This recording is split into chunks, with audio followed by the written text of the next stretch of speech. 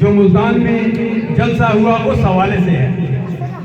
اللہ فرماتا ہے وَأَمَّا الَّذِينَ آمَنُوا وَعَمِلُوا الصَّالِحَاتِ فَيُوَفِّيهِمْ أُجُورَهُمْ وَاللَّهُ لَا يُحِبُّ الظَّالِمِينَ۔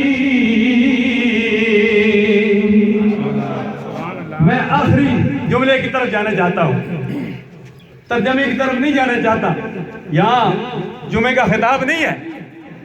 اللہ فرماتا ہے کہ میں ظالموں کو پسند نہیں کرتا۔ میں پوچھنا چاہتا ہوں جن ظالموں نے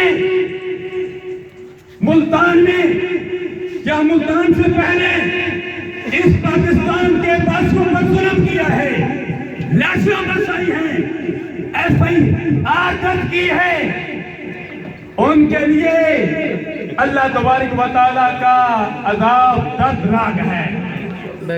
مجھ سے پہلے مقرر کہہ رہے تھے کہ ہم آئین کی بالادستی کے لیے کام کر رہے ہیں، آئین کی بالادستی کے لیے امام شاہ نورانی صدیقی نور اللہ مرکزہ ملی یکجہتی کونسل متحدہ مجلس عمل کے سٹیج سے اور اب ان کے صاحبزادے شاہ اویس نورانی صدیقی PDM کے سٹیج سے شانہ بشانہ اس ظلم کے خلاف سیسا پلائی ہوئی دیوار بنے ہوئے ہیں، اور امید کرتا ہوں کہ ہم سب اتحاد و اتفاق کا مظاہرہ کریں گے کہ اس ملک کے پاکستان سے کرپشن، مہنگائی، ہر قسم کی